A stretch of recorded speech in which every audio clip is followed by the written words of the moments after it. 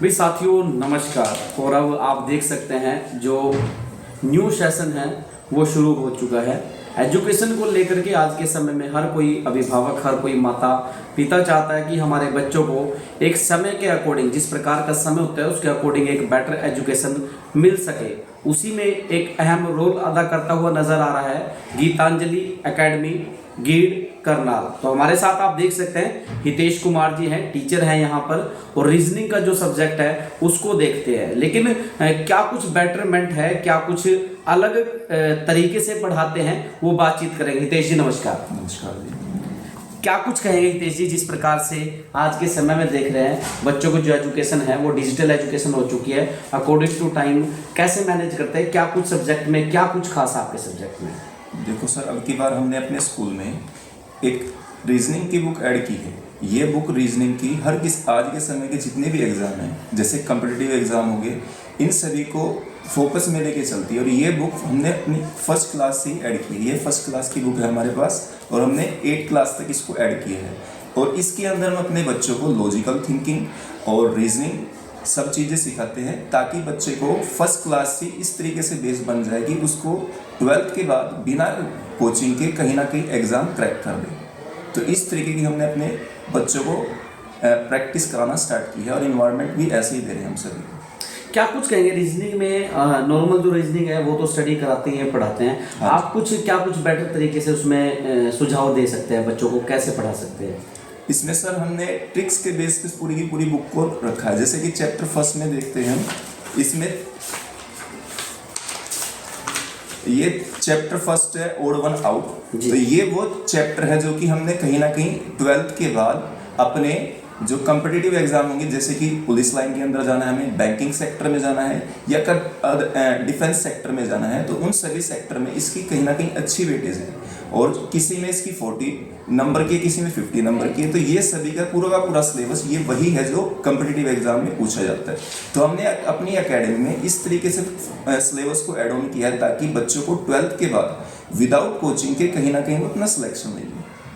तो भाई बिल्कुल सही, आप लोग देख सकते हैं कनेक्टेड डॉट्स यानी रीजनिंग एंड एप्टीट्यूड जो सब्जेक्ट आप लोग, मैं कहूँ तो 10th के बाद या +2 के बाद जो कॉम्पिटिटिव एग्जाम होते हैं आप लोगों के, रीजनिंग उसमें एक बहुत ही, मैं कहूँ तो इम्पोर्टेंट सब्जेक्ट और एक इम्पोर्टेंट रोल अदा करता है, जो कि आप देख सकते हैं यहाँ पर जो हितेश जी हैं उनके द्वारा ये सब्जेक्ट पढ़ाया जाता है। तो क्या कुछ कहना चाहेंगे इसके अलावा बच्चों के लिए?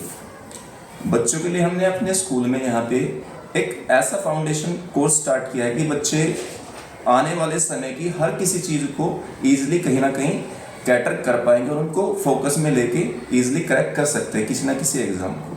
तो ये हमारे स्कूल का कॉन्सेप्ट है एजुकेशन। अब बेसिक के साथ हम अपने बच्चों को एडवांस में लेके गए। तो धन्यवाद हितेश जी समय देने के लिए। जो 9th क्लास से लेकर के +2 क्लास तक जो इंग्लिश का सिलेबस पढ़ाते हैं, हमारे साथ आज इस खास बातचीत में है मिस्टर बलविंदर सिंह जी। सर नमस्कार। नमस्कार सर जी बलविंदर जी, क्या कुछ कहेंगे? बेटर एजुकेशन हर किसी को चाहिए, इंग्लिश का कैसे रोल अदा होता है और उसमें क्या कुछ आप किस प्रकार से बच्चों को एजुकेशन देते हैं? देखिए सर, जो हमारा इंग्लिश सब्जेक्ट है, इंग्लिश सब्जेक्ट एक लैंग्वेज है, और जो लैंग्वेज होती है, इस लैंग्वेज में there are only mainly 4 parts: reading, writing, grammar और लिटरेचर होती है। हम क्या देखते हैं कि भी ज़्यादातर जो स्कूल्स हैं या बच्चे ये सोचते हैं कि भी जो लिटरेचर है, क्वेश्चन लर्निंग है, वही इम्पोर्टेंट है, बट नहीं। इसके साथ साथ जो मेरा मेन फोकस होता है बच्चों पे, वो ग्रामर का, उनके जो रीडिंग, जिसमें हमारे पास आप देखते हैं कि चाहे वो छोटे से एग्जाम हो, 10th लेवल के बेस पे हो या 12th लेवल के बेस पे हो, ग्रेजुएशन लेवल के बेस पे, चाहे वो IAS का एग्जाम हो, उसमें हमारे पास रीडिंग पोर्शन में अनसीन पैसेज आते हैं। और उन अनसीन पैसेज को करने के लिए हमारे पास वोकैब और ग्रामर का होना जरूरी होता है। जब तक वो क्लियर नहीं है, कंसेप्ट क्लियर नहीं है बच्चों के, वो एग्जाम को नहीं क्लियर कर पाते। तो मेरा सबसे ज़्यादा जो वाइल टीचिंग फोकस होता है वो इन पोर्शंस पर भी होता है, क्योंकि आप लोग देखोगे कि लिटरेचर में कभी भी हम जो क्वेश्चन आंसर्स होते हैं जो बच्चे लर्न करते हैं, वो एग्जाम में पुट नहीं किए जाते। जो भी कॉम्पिटिटिव एग्जाम्स होते हैं उनमें आप सर देखते हो कि ग्रामर के क्वेश्चंस होते हैं, उसमें पैसेज होते हैं, और उसमें सबसे इम्पोर्टेंट होता है राइटिंग स्किल। और मेरा एक फोकस होता है बच्चों के कि भी आप अपने राइटिंग स्किल को सबसे ज़्यादा फोकस कीजिए। राइटिंग स्किल अगर बच्चों की अच्छी है तो वो लिटरेचर के जितने भी क्वेश्चंस हैं वो खुद उसको अपने आप कर लेते हैं। राइटिंग के साथ साथ कहीं ना कहीं स्पीकिंग का थोड़ा चैलेंज आता है, जैसे ग्रामीण क्षेत्र में खासकर, उसको कैसे कवर करते हैं? सर लैंग्वेज है इंग्लिश, और इंग्लिश लैंग्वेज में स्पीकिंग भी होती है, और स्पीकिंग में हमारा मेन जो मैं अपनी 9th और 11th क्लास होती हैं, देखिए बोर्ड क्लास में हमारे पास मेन चैलेंज बोर्ड्स के एग्जामिनेशन भी होता है, बट मैं 9th और 11th में इंग्लिश की स्पीकिंग की स्पेशल बुक लगवाया करता हूँ। और मेरा एक पीरियड रहा करता है जिसमें मैंने उन बच्चों के साथ केवल इंग्लिश में कम्युनिकेट करना है और इंग्लिश पे ही हम उस पर बात करते हैं कि उनकी स्पीकिंग हो। और आज सबसे ज़्यादा जो क्रेज है बच्चों का विदेश जाने का, और विदेश जाने के लिए बच्चों को आइल्स या पीटी करनी पड़ती है, और मेरे पढ़ाए हुए बच्चे जो हैं वो आइल्स और पीटी का हम यहीं पर उनको बेसिक बता देते हैं, और वो बच्चे एक छोटा सा एग्ज़ाम दे के अच्छे स्कोर लेते हैं। और आज बहुत सारे बच्चे, मेरे को इतनी उनकी गिनती भी नहीं है कि आज इतने बच्चे अमेरिका में इंटरव्यू क्लियर करके बैठे हुए हैं। लोग तो आज डोंकी के जरिए जाते हैं, और मेरे पढ़ाए हुए बच्चे जो हैं वो अमेरिका में इंटरव्यू क्लियर करके बैठे हुए हैं। और मेरे खुद बच्चे भी यहीं से पढ़ के गए हैं इस स्कूल से, आज वो भी विदेश में हैं। तो मैं तो ये कहता हूँ कि लैंग्वेज को केवल एक लर्निंग या क्रैमिंग के तौर पर ना लो, उसको लैंग्वेज को एक इस तरीके से लो कि वो बच्चा जैसे उनकी अपनी मदर टंग है उसी तरीके से वो उसको भी करे। तो धन्यवाद सर, और बहुत अच्छी जानकारी बलविंदर जी ने दी है। देखिए कोई बच्चे विदेश अगर जाना चाहते हैं तो यहाँ पर जो उस प्रकार की एजुकेशन है वो एक पार्ट ऐड कर दिया है, खास करके और एजुकेशन को बेटर बनाने के लिए। तो विदेश जाने वाले बच्चों के लिए भी कहीं ना कहीं खुशखबरी होगी जहाँ से आप जिस प्रकार से पढ़ा रहे हैं। जी, तो आज खास पेशकश में जुड़े थे हमारे साथ बलविंदर सिंह जी। शिवानी मैम हमारे साथ है, गणित के टीचर है गीतांजलि एजुकेशन अकेडमी गीड में। तो बातचीत करेंगे मैम, क्या कुछ कहेंगे गणित सब्जेक्ट को लेकर के। काफ़ी टफ मानते हैं बच्चे, काफ़ी कॉम्पिटिटिव जो एग्ज़ाम होता है गणित का जब नाम आता है तो सोचने पर मजबूर हो जाते हैं। तो आपको अगर मौका मिले बच्चे आपसे सीखे कुछ, तो कैसे यूज करोगे? देखिए सर, ये तो आपने सही बोला कि बच्चों को जो मैथमेटिक्स है ना बहुत ज़्यादा टफ लगती है, लेकिन डेली लाइफ में भी इसका यूज़ होता है, तो सबको ये आना भी चाहिए। हम फर्स्ट क्लास से 12th तक हम मैथ पढ़ते आते हैं, ठीक है, और फिर भी हमें प्रॉब्लम रह जाती है कि बच्चे जो एग्ज़ाम है वो क्रैक नहीं कर पाते हैं। तो प्रॉब्लम कहाँ रहती है? ऐसा नहीं है कि उनको मैथ्स नहीं आता, सबको बेसिक मैथ आता है, लेकिन मेन है टाइम कंज्यूमिंग, क्योंकि जो मैथ है वो है टाइम कंज्यूमिंग हमारा सब्जेक्ट है। तो उसके लिए हमने क्या किया है, शॉर्टकट ट्रिक्स तैयार की हैं। जैसे मेंटल मैथ होता है और वैदिक मैथ होता है, उसमें हम शॉर्टकट ट्रिक्स के ज़रिए बच्चों को ईजिली कैलकुलेशन सिखाएंगे, जिससे वो क्या कर सकते हैं, जल्दी अपना एग्ज़ाम कर सकते हैं और एग्ज़ाम भी वो क्रैक कर पाएंगे। जैसे मैं कुछ ट्रिक्स बताती हूँ आपके, वैदिक मैथ की ट्रिक्स होती हैं।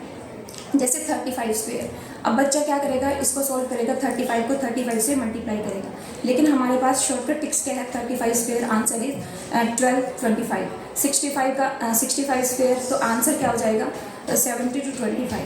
फॉर एग्जाम्पल 58 को हमें मल्टीप्लाई करना है 101 से, 101, तो आंसर इज़ 5858। तो ये कुछ एग्जाम्पल्स हैं। और जैसे कि है 12 × 11, तो what will be the answer without multiplication, तो आंसर विल बी 132।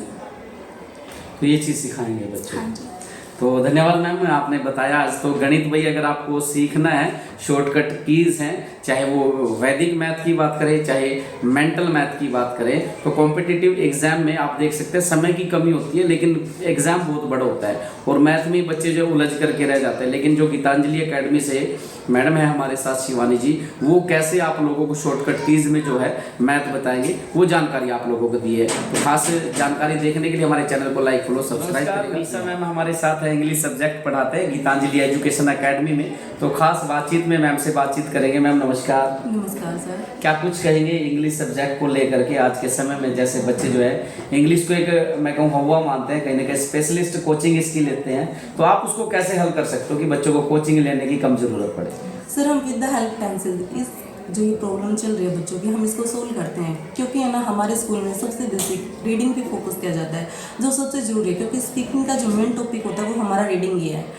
जब बच्चे के दिमाग में मतलब ये चीज़ें होंगी माइंड में कि हमें मतलब क्या चल रहा है, मतलब हमारे डेली लाइफ में अगर बच्चे की वोकैब स्ट्रॉन्ग है तो हम with the help of vocabs और टेंसेस और जो अदर हमारे ग्रामर के टॉपिक हैं, हम उनकी हेल्प के अकॉर्डिंग हम बच्चों को अच्छे से इजीली इंग्लिश स्पीकिंग का कोर्स करवा सकते हैं। क्योंकि जो हमारे विदेश जाने में जो सबसे हेल्पफुल है वो हमारी इंग्लिश लैंग्वेज है, क्योंकि बिना हम इंग्लिश लैंग्वेज के वहाँ पे स्टे नहीं कर पाएंगे। क्लासेस में जो हमारे 6 to 8 क्लास होती है, हम उसमें मेन फोकस हमारा ग्रामर पे रहता है, क्योंकि हर एग्ज़ाम में उसका होना हमारी नीड है।